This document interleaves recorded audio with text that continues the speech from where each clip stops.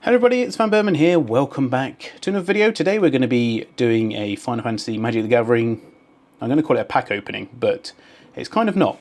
So I've decided to make my own pack off of Card Market, which is one of the sites where, you know, when people are opening the packs and stuff, they're like 2 cents, $1.50, that kind of thing, where those cards are valued, bought and sold and that kind of thing.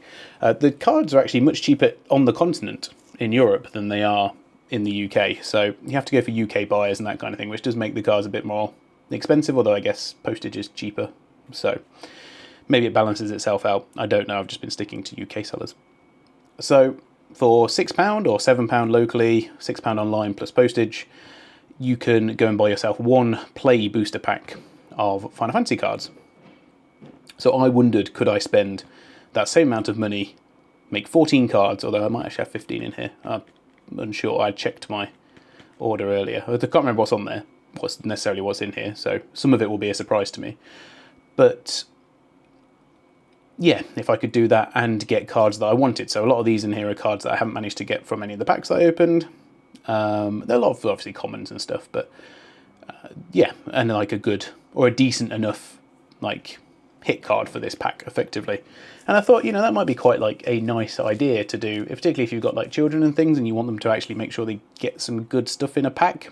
You could buy an actual pack, open it and then reseal it, I suppose, with some nice cards in for, you know, family member or whatever.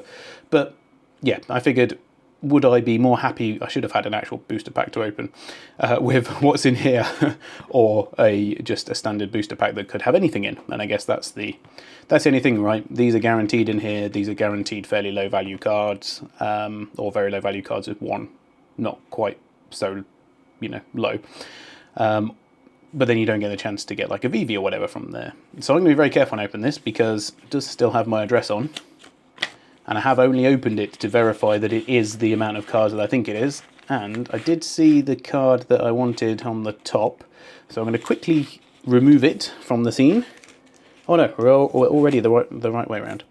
So there we go. I must say, like, people from Card Market and stuff, it's like being a buying and selling platform that I haven't used before. Other than it being a little bit, takes a little bit long to get your funds into the account unless you're willing to pay PayPal fees. It seems to be pretty good. So everyone on there seems quite helpful. Obviously, if you're buying something, it does tend to help. So I think, based on how this has been orientated, my card is at the back, the main card that I bought it for, or for this pack. So we've got From Father to Son, which is a rare, which is obviously from Final Fantasy 15. Noctis getting the, I can't remember what the card's called, I want to say it's Regalia, but I'm not 100% sure. So that's a card I didn't actually pull myself. Not that I need it for anything, but it's just interesting, and it's a rare card as well, so not too bad. Lunar Whale, also another rare card that I didn't get from Final Fantasy 4. And actually an interesting card for an island deck as well. Nice that it has flying, and it's a vehicle as well. And then we have Firion, which I do actually now have, but didn't when I ordered it. So, but still, it's a nice card, and it synergizes quite well with a red-white deck in the Final Fantasy series. So that's nice. So what's that? That's 3 rares so far. You don't get that in a normal pack. And then we've got a Tombury. So this was, I think this one was particularly quite cheap, but it is the holo version. And I thought Tombury would look pretty good holo, and he absolutely does. Still as into, oh look, and I don't know if you can tell on camera, but like in the right light, you just get his eyes in the lantern light up. That is cool.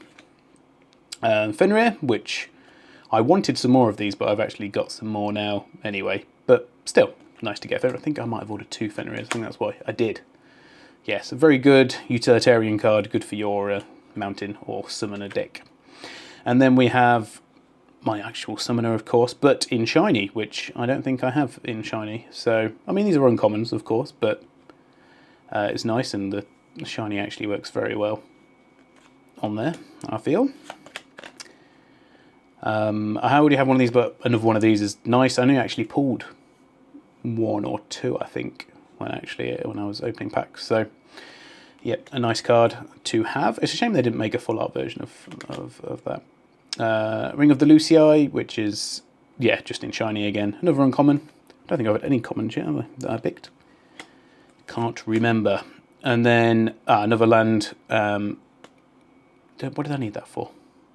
I just think I don't have this in shiny, so I just got it in shiny. Because there's not really too much, particularly like the uncommons and the commons, there's not much difference in the price. We've got Squall in his full art form, which, funnily enough, because I opened some packs in between buying these and getting this, I do actually have that. But it's still a very nice card, and I do like it. I like those back to the ages. Prompto, so a full picture card that I don't have in this format. Not a huge fan of Prompto, but his card's pretty decent, to be fair. So that's nice, and that's just an uncommon, but it is like they're two uncommons, but they are the full art versions. So that's nice to find in a pack. And then Zidane, once again, he's still an uncommon, but it is the full art version of him. I'm not massively keen on it, but I didn't have it, so it's the face. I think everything else is cool enough, but yeah, the face is a bit stylized, heavily stylized for me, I suppose. And then we have a full art Fat Chocobo, which I think is a very nice card. But it is a common, but it's a common full art. So, you know, 4 full arts in there, a fair few shinies, and all the rest of it. And then the big one for this pack is, well, can't even really tell, can you? Because it's the shine. Hopefully it's in a sleeve. It's not in a sleeve. That's okay. We have a full art Jumbo Cactuar, which is a rare as well. Did I say as well? Anyway, never mind.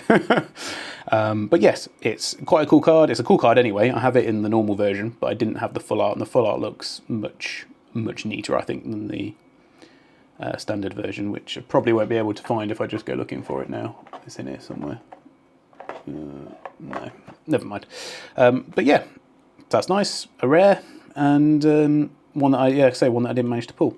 So it's kind of one of those things, like, would you rather have a deck, admittedly this was better value when I first ordered it, full of cards that you don't have for your collection, or spend £6 on maybe being able to get a mythic something or other?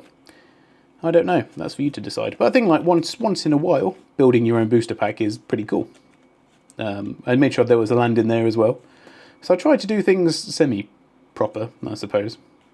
But anyway, there you go. If you just want to build out your collection, particularly a lot of the rares and stuff seem to be very good value. The mythics less so, and like the full art mythics and stuff less so, even more. But you know, there is always that option available, and yeah, just worth considering, really. I've been playing a little bit of the Magic the Gathering Arena, trying to build a Final Fantasy deck and that kind of thing. So whether I decide to do I may well decide to do a video on that as well. And heavily, or at least in theory, it was initially going to be heavily focusing on this guy, because he's got a very cool effect which gives him the plus 9,999 whenever he attacks until the end of the turn. And obviously, to hit that 10,000 needles, it's quite a high mana cost, but you would expect that for what is potentially a game-ending ability, particularly with Trample or something like that. So I'm going to leave it there, but thank you very much for watching. Hope you enjoyed that particular video. Jumbo Cactuar is going in my binder. That's admittedly what I bought this set for. I don't know if I mentioned the price at the start. It was £5.97 for these cards, and then about £1.13, I think it was, or £1.19 postage. So yeah, not too bad. I mean, particularly as someone who's not collecting them for their necessarily inherent value, and more the artwork and the fact that it's like a Final Fantasy set, Magic the Gathering, what more could you want? Then, yeah, that's it. Anyway, see you very soon. Bye for now.